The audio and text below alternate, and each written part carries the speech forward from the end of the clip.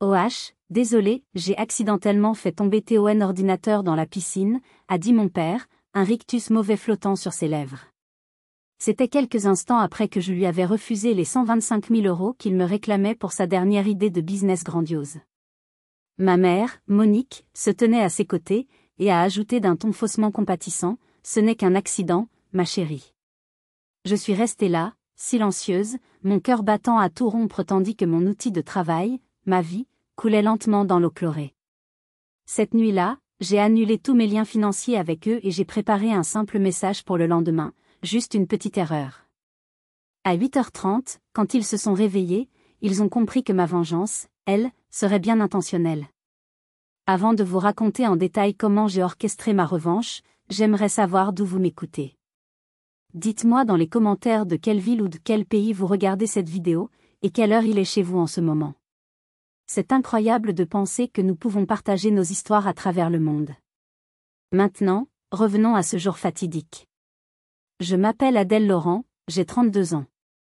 Pour le monde extérieur, je suis l'incarnation du succès, une photographe d'architecture reconnue à Bordeaux, avec un portfolio de clients prestigieux et une indépendance financière durement gagnée. Mais ce que peu de gens savent, c'est que mon succès a toujours été une sorte de reproche silencieux, une anomalie brillante dans la tapisserie de plus en plus effilochée des finances de mes parents.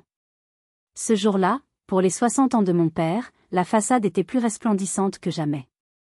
La fête se tenait dans leur magnifique propriété viticole en périphérie de Bordeaux. Le soleil de fin d'après-midi baignait les vignes d'une lumière dorée, et l'air était doux, embaumé par le parfum des roses du jardin et des grillades qui crépitaient sur le barbecue. Les rires fusaient, le champagne coulait à flots. C'était une scène de bonheur parfait, une illusion soigneusement entretenue pour leurs amis, pour le monde, et peut-être surtout pour eux-mêmes. Au milieu de cette fausse allégresse, je me sentais de plus en plus mal à l'aise. Je me souvenais d'une autre célébration, des années auparavant. Ma remise de diplôme universitaire. J'étais si fière, tenant le chèque de la bourse d'excellence que j'avais remporté. J'avais des projets, un premier appareil photo professionnel, un acompte pour un petit studio. Le soir même, dans la cuisine, mon père m'avait exposé une opportunité en or. Ses yeux brillaient de cette fièvre spéculative que je connaissais trop bien. Ma mère le soutenait, parlant de solidarité familiale. J'étais jeune, je voulais leur faire plaisir, leur prouver ma reconnaissance. Ils ont emprunté la quasi-totalité de ma bourse. L'opportunité en or s'est transformée en plomb, et mon argent a disparu. Leur amour, j'en prenais conscience, avait toujours eu un prix. Ce soir-là, à la fête, l'histoire se répétait, mais avec une nouvelle brutalité. Mon père m'a attiré avec ma mère dans la bibliothèque lambrissée, l'odeur du cuir et du vieux papier contrastant avec la fraîcheur du jardin. Le sourire de l'hôte parfait avait disparu. Son visage était tendu, ses yeux avides. « Adèle, nous avons besoin de 125 000 €. C'est pour le projet du château. C'est notre dernière chance. » Sa voix était basse, urgente. Il n'y avait aucune place pour la négociation. J'ai tenté de raisonner avec eux, de leur expliquer le risque, de protéger mes économies, le fruit de nuits blanches et de sacrifices. C'est alors que mon père a prononcé la phrase qui a fait voler en éclats le peu d'illusions qu'il me restait. « Nous avons investi en toi pendant 32 ans, Adèle. En frais de scolarité, en nourriture, en soutien. Il est temps que tu nous rembourses. » Le souffle m'a manqué. Un investissement. Remboursé. Les mots résonnaient dans le silence de la bibliothèque. J'ai compris. Dans leur esprit, je n'étais pas leur fille. J'étais un actif, un placement qui devait maintenant rapporter des dividendes. Une froideur nouvelle s'est emparée de moi. J'ai relevé la tête, mon regard croisant le sien sans ciller. Non. Le mot était un coup près. C'est mon argent. La réponse est non. Le visage de mon père s'est tordu de fureur. Celui de ma mère s'est figé dans un masque de mépris glacial. Je les ai laissés là et je suis retourné dans le jardin, le cœur en miettes mais la colonne vertébrale droite. 1 heure plus tard, l'acte de barbarie a eu lieu. Il a saisi mon ordinateur. Nos regards se sont croisés. Il a souri, et a laissé l'objet glisser de ses mains. Le « plouf » a été un son minuscule dans le brouhaha de la fête, mais pour moi, c'était le son d'une déclaration de guerre. Ma mère, le rejoignant, a murmuré ces mots terribles. Parfois, les gens ont besoin d'un choc pour prendre la bonne décision, ma chérie. Ils pensaient que c'était un choc pour me forcer à obéir.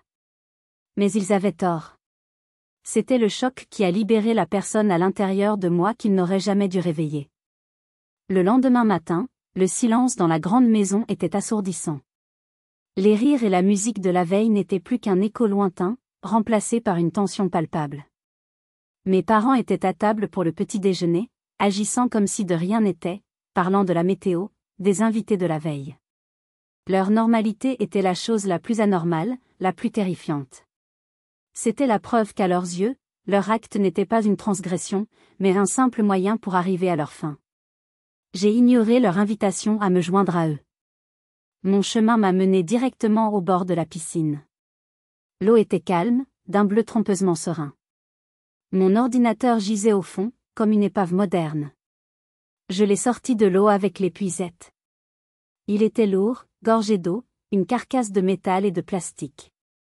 L'eau dégoulinait de ses pores, comme des larmes. De retour dans ma chambre, je l'ai posé sur une serviette, un geste absurde de soin pour quelque chose qui était déjà mort. J'ai essayé de le brancher, d'appuyer sur le bouton de démarrage, une lueur d'espoir irrationnel luttant contre la certitude écrasante. Rien. L'écran est resté noir, un abîme silencieux. C'est là, dans le silence de cette chambre, que le chagrin m'a submergé. Mais ce n'était pas un chagrin ordinaire. Ce n'était pas la perte matérielle, ni même la menace sur ma carrière, qui me poignardait le cœur. C'était le deuil d'une illusion. L'illusion que, malgré tout, mes parents m'aimaient d'un amour inconditionnel. Chaque photo perdue, chaque ligne de code de mon site web, chaque heure de travail anéantie, était un fragment de cette illusion qui se brisait. Cet ordinateur n'était pas qu'un outil. C'était le symbole de mon émancipation, la preuve tangible que j'avais pu construire ma propre vie, loin de leur chaos financier et de leur manipulation émotionnelle. Et ils l'avaient détruit. Ils avaient tenté de me ramener de force dans leur orbite toxique. La tristesse a duré peut-être 10 minutes. Puis, comme le ciel après un orage, mon esprit s'est éclairci. La douleur s'est cristallisée en une résolution froide et pure. Ils ne gagneraient pas. Je ne les laisserai pas me réduire à leur niveau de désespoir. Assise sur le lit, le dos droit, j'ai sorti mon ordinateur portable de secours. La première chose que j'ai faite a été de me connecter à mon application bancaire. Le compte joint. 15 000 €. Ma caisse d'urgence familiale. L'ironie était amère. L'urgence, c'était de me protéger d'eux. Mon doigt a survolé le bouton « Virement ». J'ai pensé à toutes les fois où j'avais cédé, à toute la culpabilité qu'ils avaient instillée en moi. Et j'ai cliqué. Le message de confirmation est apparu. Virement de 15 000 € effectué. C'était le son de ma liberté. Dans la foulée, j'ai initié la procédure de gel du compte, le rendant aussi inerte que mon ordinateur noyé. Ensuite, la purge numérique a commencé. C'était un rituel méthodique, presque chirurgical. Mon compte cloud familial. Leur nom, Gérard Laurent, Monique Laurent. Leur dossier, projet château, compte, photo de vacances. J'ai cliqué sur la petite croix rouge. Êtes-vous sûr de vouloir supprimer cet utilisateur? Un sourire fin, presque cruel, s'est dessiné sur mes lèvres. Oui. Leurs données se sont évaporées dans le néant numérique. J'ai continué, service après service. Logiciel de retouche, compte de streaming, abonnements divers. J'ai révoqué chaque accès, changé chaque mot de passe, renforçant ma forteresse numérique, scellant chaque brèche par laquelle il pouvait s'infiltrer dans ma vie. Quand j'ai terminé, le soleil était plus haut dans le ciel. Je me sentais épuisée, mais aussi étrangement puissante. Chaque clic avait été une affirmation de mon existence en dehors d'eux. J'avais construit les premières murailles de ma forteresse. Je pensais être prête pour la guerre. Mais j'étais si naïve de croire que l'attaque ne viendrait que d'un seul front. Le silence radio de mes parents a duré 2 jours. 2 jours pendant lesquels je me suis plongée corps et âme dans mon travail, une tentative désespérée de retrouver un semblant de normalité. Je m'attendais à une explosion, à des appels furieux suite au blocage de leurs accès. Mais il n'y a eu rien. Ce calme était plus angoissant qu'une tempête. Il signifiait qu'il préparait autre chose, quelque chose de plus grand, de plus insidieux. La confirmation est arrivée par un appel de Sophie. Sa voix, habituellement enjouée et pleine d'ironie, était tendue. « Adèle, il faut qu'on se voie. Tout de suite. Au café de la Comédie. Je t'attends. » Le ton ne laissait place à aucune discussion. Je l'ai retrouvée sur la terrasse bondée. Elle n'a pas perdu de temps en banalité. Elle a sorti sa tablette, le visage grave. « Un client potentiel est venu au bureau ce matin », a-t-elle commencé, sa voix basse malgré le bruit ambiant. Il voulait une seconde opinion sur un dossier d'investissement qui lui a été présenté. Un projet de rénovation d'un château en hôtel de luxe près de Saint-Émilion. Mon sang s'est glacé. Le projet est porté par un certain Gérard Laurent, a-t-elle confirmé, ses yeux plantés dans les miens. Elle a fait glisser la tablette vers moi. Sur l'écran, un document PDF était ouvert. C'était une présentation d'entreprise, élégante, professionnelle, avec des photos magnifiques. Des photos que je reconnaissais. C'étaient les miennes.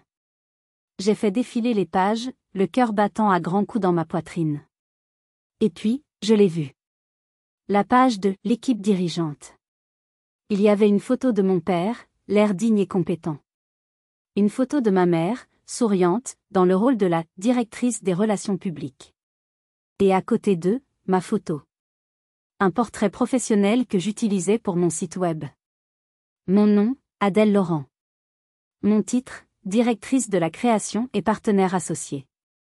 Une vague de nausées m'a submergée. Ce n'était pas un vol d'argent. C'était un vol d'identité.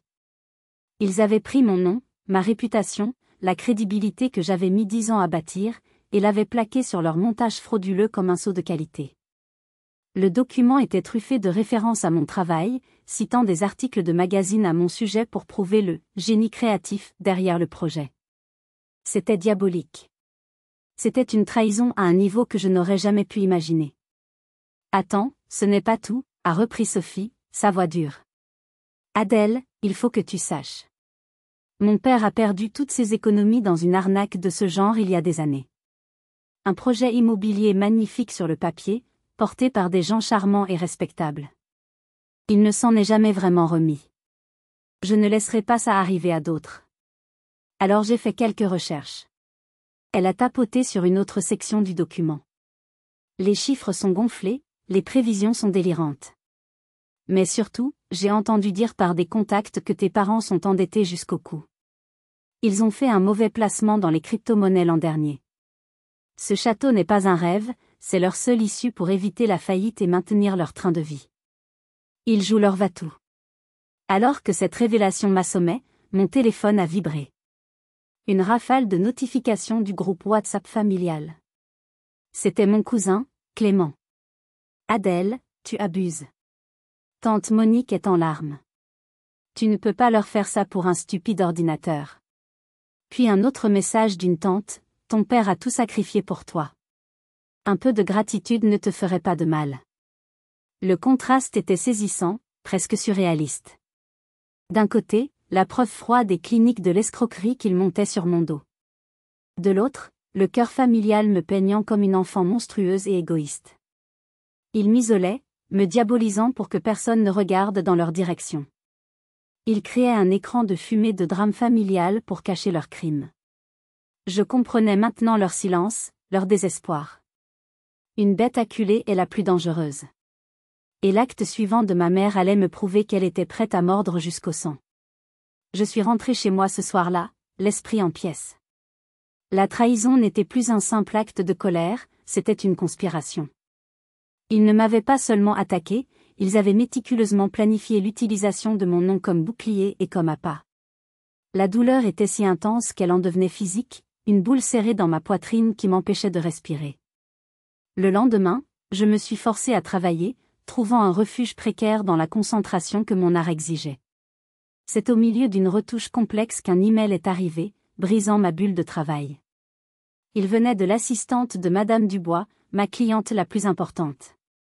L'objet, demande de rendez-vous urgent. Un frisson d'appréhension m'a parcouru. Urgent, dans le monde des affaires, est un mot qui annonce rarement de bonnes nouvelles. L'appel vidéo a été fixé pour 15 heures. J'ai passé les heures suivantes à vérifier chaque détail de mon travail, à préparer mes arguments, m'attendant à des critiques sur le projet. Mais je me trompais lourdement sur la nature de l'attaque. À 15 heures, le visage de Madame Dubois est apparu sur mon écran. Son expression, d'habitude chaleureuse et empreinte d'un respect mutuel, était devenue une plaque de glace. Son bonjour fut bref, son ton distant. « Adèle » a-t-elle commencé, sans le moindre préambule. Je vais aller droit au but. J'ai reçu un appel ce matin. Un appel très surprenant. Il venait de votre mère. J'ai accusé le coup, essayant de garder un visage neutre, mais je sentais le sang battre à mes tempes. Ma mère. Qu'est-ce qu'elle avait fait? Madame Dubois a continué, ses yeux perçants analysant ma moindre réaction. Elle m'a contacté sous le prétexte de prendre de mes nouvelles. Mais la conversation a très vite dévié sur vous. Elle m'a dit qu'elle s'inquiétait énormément. Que vous traversiez une période personnelle très difficile. Elle a marqué une pause, laissant les mots flotter dans l'air entre nous. Elle a utilisé des termes précis. Elle a dit que vous étiez émotionnellement instable, surmené au point de craquer. Elle a ajouté, et je cite, « Ma fille est une grande artiste, mais elle est si fragile. Je crains que la pression d'un projet de cette envergure ne soit trop lourde pour ses épaules en ce moment. » Chaque mot était une goutte de venin. C'était une attaque d'une cruauté et d'une intelligence diabolique. Elle n'avait pas menti sur des faits concrets. Elle n'avait pas critiqué mon travail. Elle avait fait bien pire. Elle avait planté la graine du doute, en utilisant les stéréotypes les plus éculés et les plus destructeurs sur les femmes dans le monde professionnel, l'instabilité émotionnelle, la fragilité, l'incapacité à gérer la pression. C'était une tentative de me faire passer pour une artiste talentueuse mais peu fiable, une bombe à retardement. En entendant ces mots, mon cœur s'est brisé une nouvelle fois. Ce n'était pas seulement une mère qui trahissait sa fille. C'était une femme qui utilisait des armes sexistes pour en détruire une autre. Ma propre mère.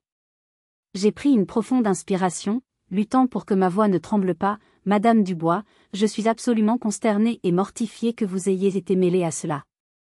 Il est vrai que je traverse un conflit familial profond et douloureux.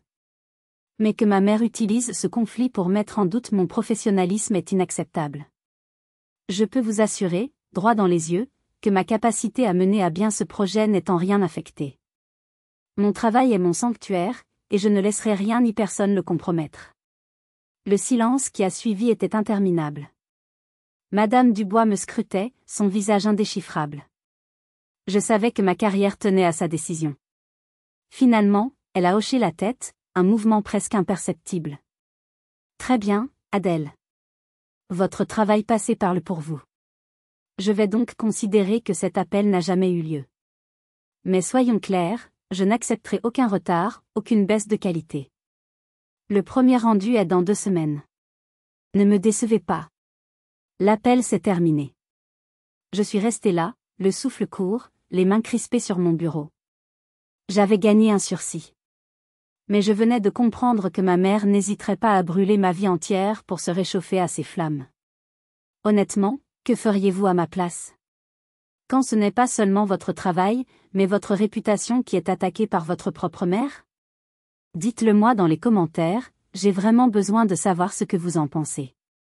J'avais éteint cet incendie, mais je savais que ma mère avait semé des graines de doute. Et pendant que j'étais occupée à sauver ma carrière, mon père préparait une attaque encore plus effrayante.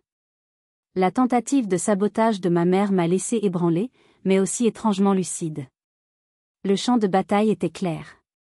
Il ne se contenterait pas de me ruiner financièrement, il voulait m'anéantir professionnellement et psychologiquement. Je ne pouvais plus me permettre d'être sur la défensive. Je devais construire mon dossier, brique par brique, jusqu'à ce qu'il devienne une forteresse imprenable. Ma première action, après avoir repris mon souffle, fut d'appeler Sophie. Je lui ai tout raconté, la voix encore tremblante de rage contenue. Le silence à l'autre bout du fil fut bref, rapidement remplacé par une indignation farouche. C'est une déclaration de guerre, Adèle. D'accord, on ne joue plus. Je t'envoie immédiatement une copie numérique sécurisée et horodatée de l'intégralité du business plan qu'ils ont présenté. Ce sera ta pièce à conviction numéro 1. On va les coincer. Son soutien était un roc dans ma tempête. Mais je savais qu'une preuve venant d'une source externe, aussi solide soit-elle, pouvait être contestée. J'avais besoin de quelqu'un de l'intérieur. J'avais besoin de fissurer le mur de la loyauté familiale. Mon regard s'est tourné vers mon cousin, Clément. Il était ma seule chance. Je lui ai envoyé un message simple. Pouvons-nous parler? Juste toi et moi. Pas au téléphone. Nous nous sommes donné rendez-vous dans un jardin public, un lieu neutre, loin des oreilles de la famille. Il est arrivé, l'air mal à l'aise, tiraillé entre la loyauté envers ses aînés et le doute que j'avais semé. J'ai choisi de ne pas l'accabler de ma colère. J'ai choisi l'honnêteté brute. Clément, je sais que tu es dans une position horrible. Et je ne te demande pas de me croire aveuglément. Je te demande de m'écouter. Je lui ai alors raconté, sans omettre de détails, la destruction de mon ordinateur, la découverte du business plan, et l'appel de ma mère à ma cliente. Je lui ai parlé, non pas comme une accusatrice, mais comme une victime qui cherchait à comprendre. Puis, je suis allé plus loin. J'ai ouvert mon téléphone et je lui ai montré des extraits de conversations passées avec mes parents. Des messages où ma mère me faisait culpabiliser pour que je l'aide à payer une facture. Des emails où mon père me demandait un petit prêt pour un projet qui, comme d'habitude, n'avait jamais vu le jour. C'étaient des années de manipulation financière subtile, étalées au grand jour. Clément regardait l'écran, son visage passant de l'inconfort au trouble, puis à une sorte de réalisation choquée. Je ne voyais que la façade, a-t-il bafouillé. Ils ont toujours été si généreux en apparence. C'est facile d'être généreux avec l'argent des autres, ai-je répondu sans amertume. J'ai alors joué ma dernière carte. Clément, je ne te demande pas de prendre mon parti contre eux. Je ne te demande pas de les trahir. Je te demande de devenir mes yeux et mes oreilles. Écoute ce qu'ils disent quand ils pensent que personne ne fait attention. Regarde comment ils agissent. Je te demande juste d'ouvrir les yeux sur la vérité. Car je suis seule là-dedans, et j'ai peur. L'aveu de ma peur, ma vulnérabilité, a semblé le toucher plus que toute ma colère. Il a relevé la tête, et pour la première fois, j'ai vu dans son regard non pas du jugement, mais de la compassion. D'accord, a-t-il dit, sa voix à peine plus qu'un murmure. D'accord, Adèle. Je vais faire attention. Ce n'était pas une promesse de loyauté, mais c'était plus que ce que j'espérais. C'était une brèche dans leur armure. En rentrant chez moi ce soir-là, je sentais un frémissement d'espoir. J'avais semé une graine. Je ne pouvais qu'espérer qu'elle grandirait à temps. Car cette nuit-là, j'allais découvrir que la guerre avait atteint le seuil de ma propre porte. Après ma conversation avec Clément, une sorte de routine étrange s'est installée. Je me levais, je travaillais avec une concentration presque maniaque, et je passais mes soirées à documenter chaque interaction, chaque souvenir, chaque preuve potentielle. C'était ma façon de garder le contrôle, de canaliser ma rage et mon anxiété dans quelque chose de productif. Mon appartement était devenu ma forteresse, mon quartier général. Les murs me protégeaient, le silence m'apaisait. C'était le seul endroit au monde où je me sentais en sécurité. Cette illusion a volé en éclats un mardi soir. Je suis rentré tard, vers 21h, après une séance photo qui s'était éternisée. J'étais fatigué, les muscles endoloris, l'esprit vide. En approchant de ma porte, j'ai senti un malaise diffus, une sorte d'alerte silencieuse. J'ai mis ça sur le compte de l'épuisement. J'ai inséré ma clé dans la serrure. Elle a tourné sans la moindre résistance, comme si la porte n'était pas complètement verrouillée.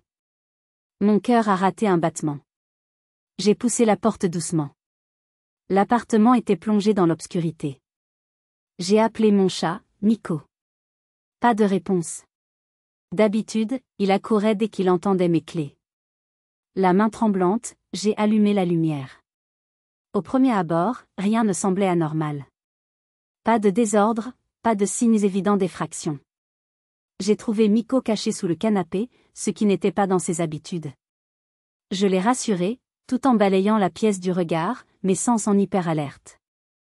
C'est là que j'ai commencé à remarquer les détails. Des détails infimes, presque invisibles pour un étranger, mais criants pour moi. Un coussin sur le fauteuil était retourné. La pile de magazines sur la table basse était décalée d'1 centimètre. Dans la cuisine, une tasse que je laissais toujours à droite de l'évier était à gauche. Quelqu'un avait été là. Quelqu'un qui avait essayé de ne laisser aucune trace. La panique a commencé à monter, une vague glaciale qui partait de mon estomac. Je me suis précipitée dans mon bureau. Là aussi, tout semblait en ordre. Mais en ouvrant mon tiroir principal, j'ai su. Les stylos n'étaient pas rangés dans le bon ordre. C'était ma petite manie, ma petite bizarrerie. Seul moi pouvais savoir que le stylo bleu était toujours à gauche du stylo noir. Et puis, je m'en suis souvenu. La caméra.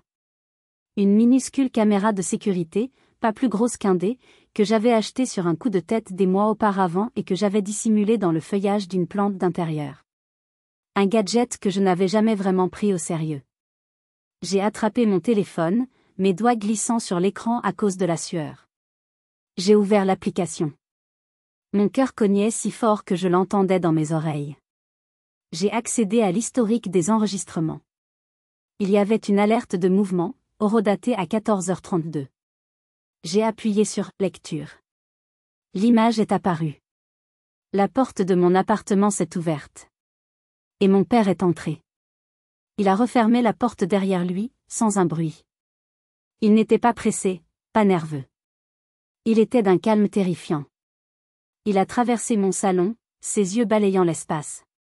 Il a touché mes livres, a redressé un cadre photo. Puis il est entré dans mon bureau. Il a ouvert mes tiroirs, lentement, regardant à l'intérieur, puis les refermant. Il n'a rien pris, rien volé. Ce n'était pas un cambriolage. C'était un message. Un message qui disait « Je peux t'atteindre n'importe où. Tu n'es en sécurité nulle part. Je contrôle encore ta vie. » Je suis resté figé, regardant la silhouette de mon propre père violer mon intimité, mon sanctuaire. Une peur primitive, viscérale, m'a envahi. J'ai eu envie de hurler. Une partie de moi voulait tout arrêter, céder, leur donner ce qu'ils voulaient pour que ce cauchemar s'arrête. Mais alors que mon père se retournait vers la caméra, comme s'il savait qu'elle était là, j'ai vu son expression. Un mélange d'arrogance et de mépris. Et la peur s'est retirée, remplacée par une rage blanche et froide. Il voulait me briser. Mais il venait de me donner l'arme qui allait le détruire. Il venait de transformer un drame familial en une affaire criminelle. Il venait de signer sa propre perte. La nuit qui a suivi la découverte de l'intrusion de mon père a été longue et sans sommeil. La peur initiale s'était dissipée, remplacée par une détermination d'acier. Chaque fois que je fermais les yeux, je revoyais son visage sur l'enregistrement de la caméra, son arrogance tranquille alors qu'il profanait mon espace le plus personnel. Cette image a brûlé toute trace d'hésitation ou de pitié que j'aurais pu encore ressentir. Il avait franchi une ligne qui ne pouvait être défranchie.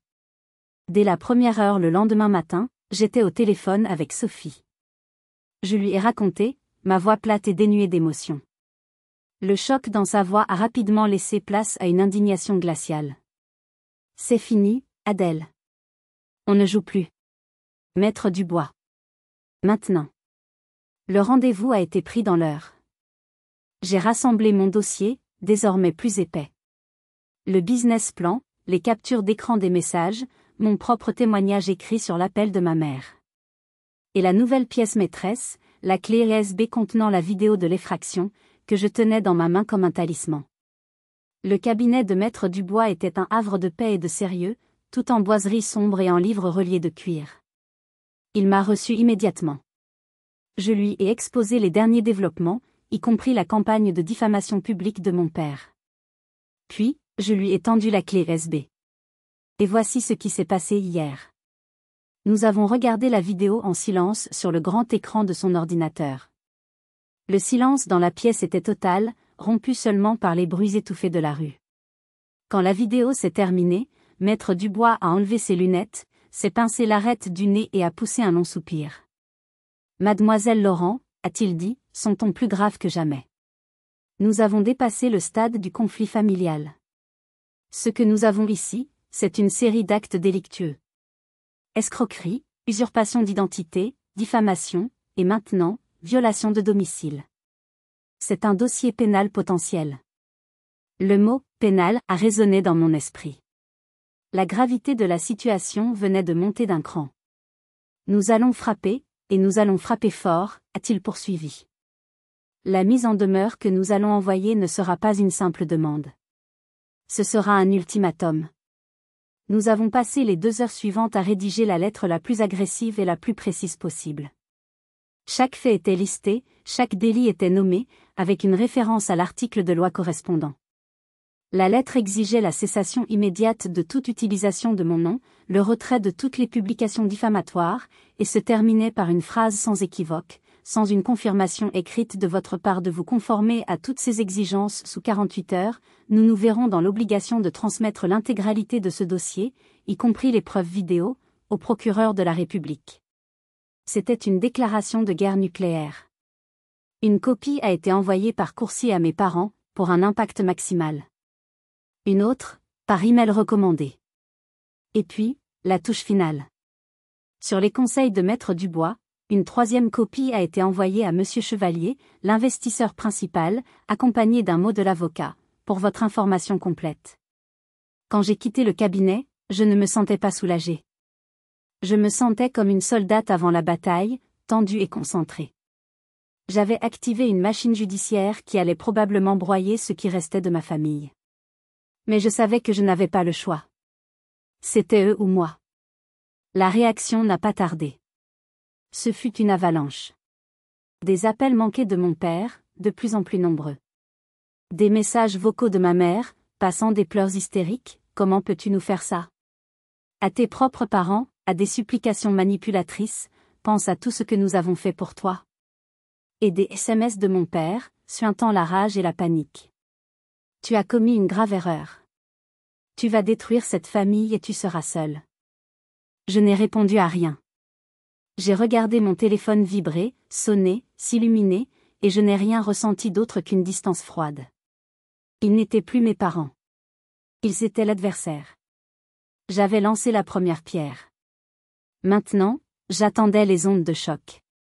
Et je savais, au fond de moi, que ce serait un tsunami. Si vous êtes arrivé jusqu'ici, laissez un commentaire pour nous dire ce que vous auriez fait à la place d'OP. Vous pouvez aussi écrire simplement le chiffre 1 pour montrer que vous suivez encore. Et dites-nous, vous regardez cette histoire depuis quelle région ou quel pays? La mise en demeure a été le coup de pied dans la fourmilière. Mes parents, confrontés à la menace très réelle de poursuites pénales, ont paniqué. Mais au lieu de battre en retraite, mon père, dans un acte de pure hubris narcissique, a décidé de doubler la mise. Il a choisi l'attaque comme meilleure défense, espérant me discréditer si totalement que personne ne prendrait mes accusations au sérieux. 2 jours après avoir reçu la lettre de l'avocat, il a publié son tristement célèbre message sur le Forum des entrepreneurs de Bordeaux. C'était encore plus long, plus détaillé et plus venimeux que le premier. Il ne se contentait plus d'insinuations. Il m'accusait ouvertement. Il prétendait que j'avais toujours été jalouse de sa réussite, que j'étais une personne instable et manipulatrice, qui tentait de lui extorquer de l'argent en le faisant chanter avec de fausses accusations. Il a même eu l'audace de retourner l'histoire de l'ordinateur, affirmant que je l'avais laissé tomber moi-même dans un accès de colère hystérique et que j'essayais maintenant de lui en faire porter la responsabilité. Il a terminé son message par un appel à la pitié, se décrivant comme un père aimant dont le cœur était brisé par la trahison inimaginable de sa propre fille. C'était une performance d'acteur digne d'un Oscar. Il a réussi à se peindre comme la victime ultime. Et au début, cela a fonctionné. La communauté en ligne s'est enflammée. J'ai reçu des messages privés d'une violence inouïe.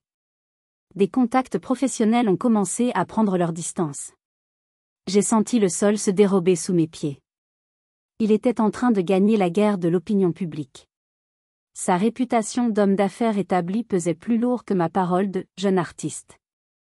J'ai commencé à douter, à me demander si j'avais bien fait. La solitude était écrasante. C'est à ce moment-là, au plus profond de mon désespoir, que mon téléphone a sonné. C'était Clément. Sa voix était différente, non plus hésitante, mais dure comme de l'acier. Adèle, je viens de lire ce tissu d'horreur. C'en est trop. Je ne peux plus rester silencieux. Je ne peux plus être complice de ça. Il y a eu une pause. Je l'ai entendu respirer profondément, comme s'il rassemblait son courage. Je suis désolé, Adèle, a-t-il repris, sa voix chargée d'une culpabilité sincère. J'ai été un lâche. J'ai laissé la loyauté familiale m'aveugler. J'aurais dû te croire dès le début. Je suis tellement désolé. Ce n'est rien, Clément. Ai-je murmuré, touché par sa sincérité. Non, c'est tout, m'a-t-il coupé. Il faut que ça s'arrête. Et je crois que j'ai de quoi y mettre un terme définitif.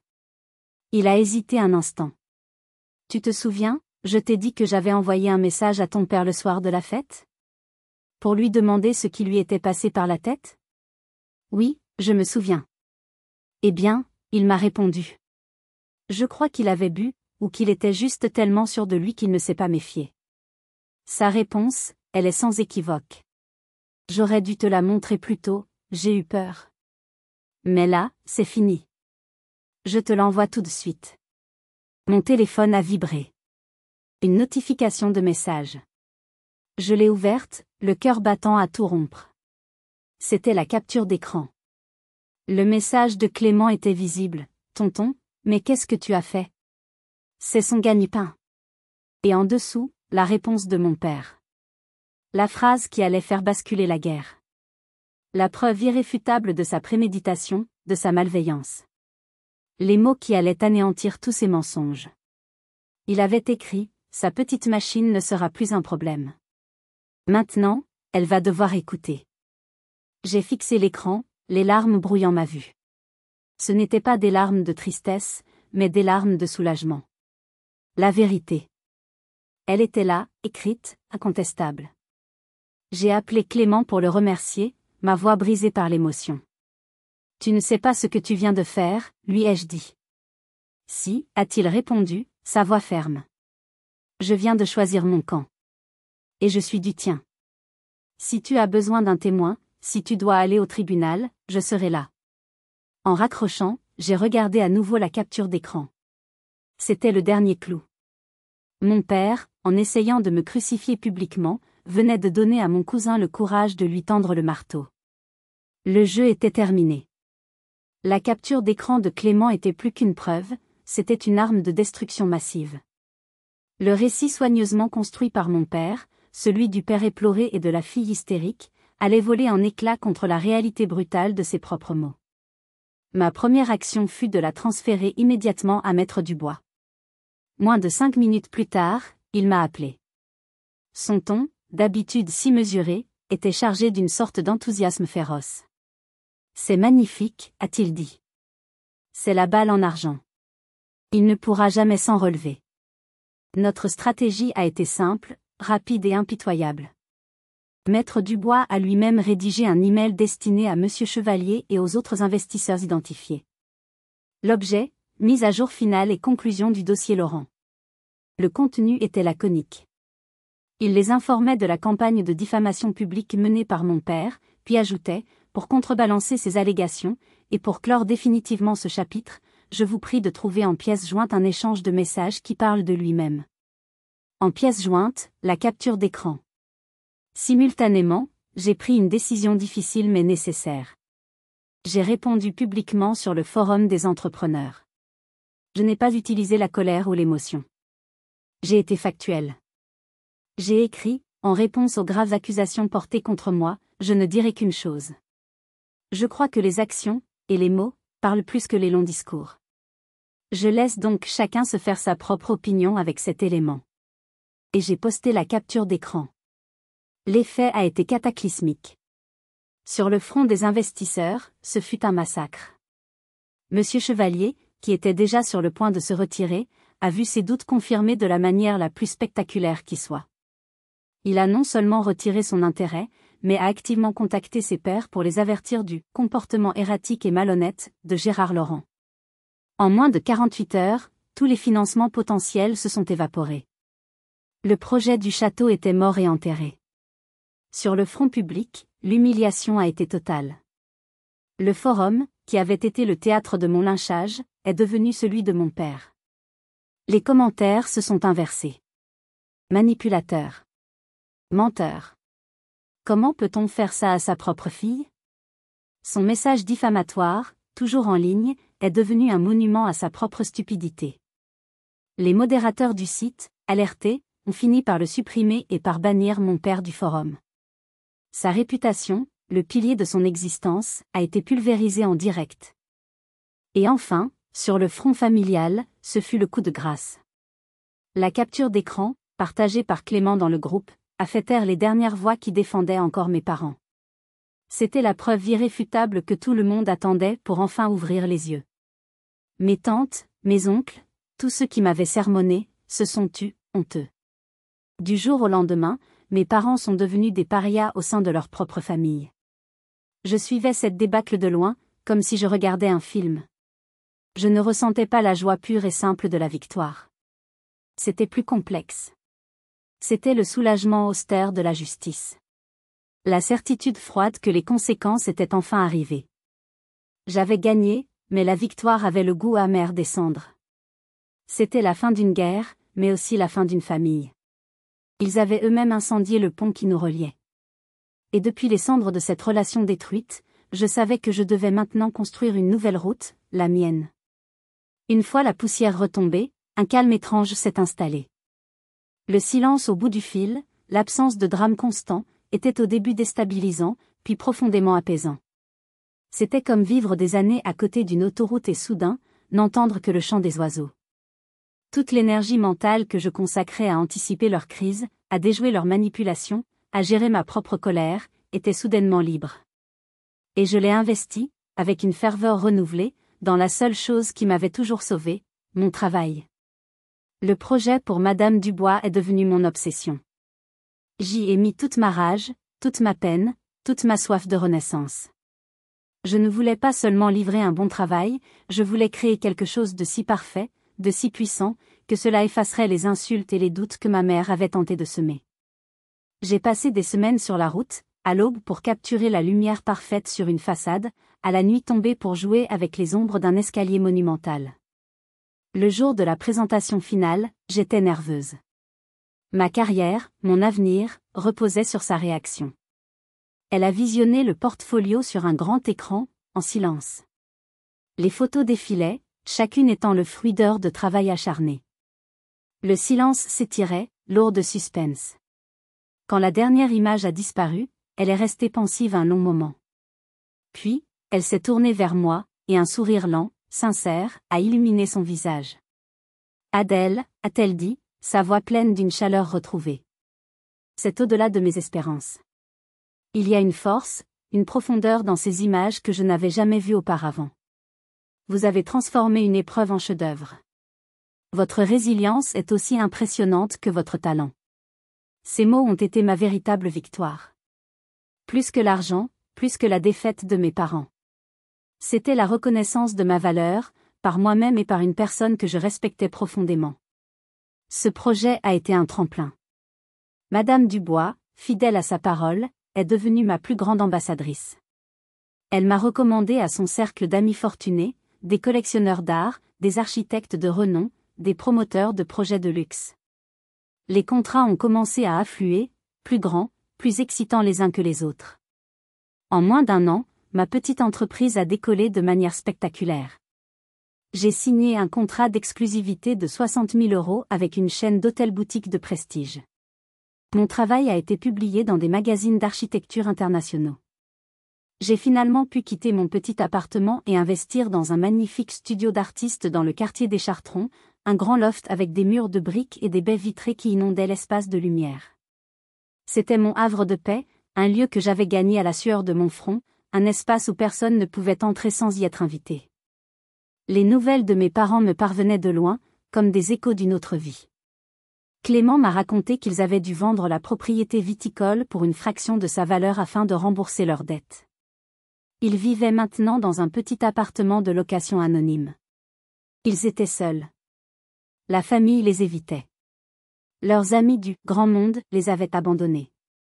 Je n'ai ressenti ni joie ni pitié. Je n'ai ressenti qu'une distance infinie. Leurs choix les avaient conduits là où ils étaient. Mes choix m'avaient conduite là où j'étais. Un soir, en regardant le soleil dorer la Garonne depuis la fenêtre de mon studio, j'ai réalisé que j'étais heureuse. Un bonheur calme, profond, qui ne dépendait de l'approbation de personne. J'avais tout ce dont j'avais besoin, le succès, l'indépendance, et surtout, la paix. Mais pour être vraiment libre, pour refermer ce chapitre pour de bon, je savais qu'il me restait une dernière chose à faire, trouver le sens de tout cela et dire mon dernier mot. Aujourd'hui, alors que je vous parle, plusieurs saisons ont passé. Le soleil du matin filtre à travers les grandes fenêtres de mon studio, projetant des carrés de lumière sur le parquet. L'odeur du café se mêle à celle du papier photo. C'est un lieu de création, un lieu de paix. Un lieu qui m'appartient, corps et âme.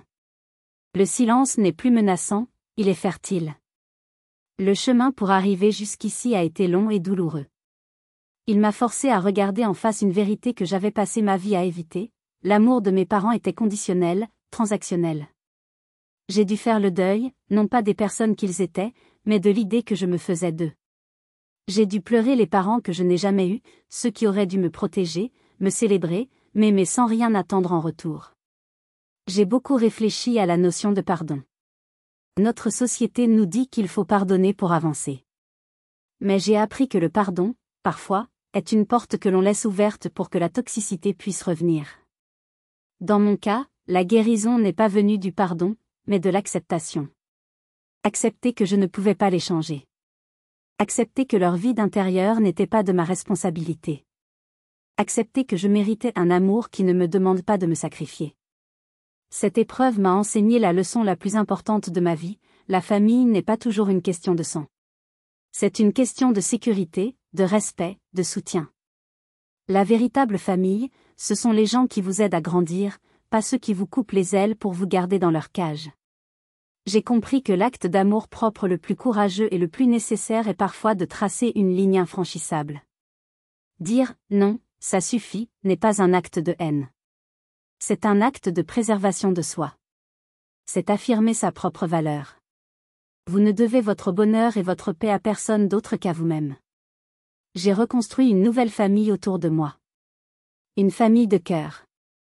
Sophie, mon amie indéfectible, qui est la sœur que je n'ai jamais eue. Clément, mon cousin, qui a eu le courage de briser le silence et de choisir la vérité plutôt que la loyauté aveugle.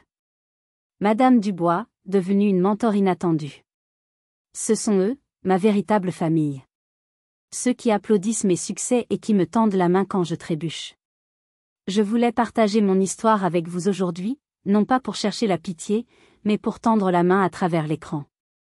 Pour dire à quiconque se sent piégé, manipulé, diminué par ceux qui sont censés l'aimer, vous n'êtes pas seul. Votre ressenti est légitime. Vous avez le droit de vous protéger. Avez-vous déjà eu à reconstruire des limites avec les personnes que vous aimez? Avez-vous déjà dû faire le choix déchirant entre votre loyauté et votre bien-être? Partagez votre histoire, si le cœur vous en dit, dans les commentaires ci-dessous. Vos mots peuvent être une lueur d'espoir pour une autre personne qui navigue dans la même obscurité. La force de cette communauté, c'est notre capacité à nous montrer que nous ne sommes pas seuls dans nos combats. Et si mon histoire a résonné en vous, si elle vous a touché, n'oubliez pas de laisser un « j'aime » pour soutenir mon travail, de vous abonner pour ne pas manquer les prochaines histoires, et peut-être de partager cette vidéo avec quelqu'un qui aurait besoin d'entendre qu'il est possible de s'en sortir, et de s'en sortir plus fort. Merci d'avoir fait partie de mon voyage. Prenez toujours soin de votre propre lumière.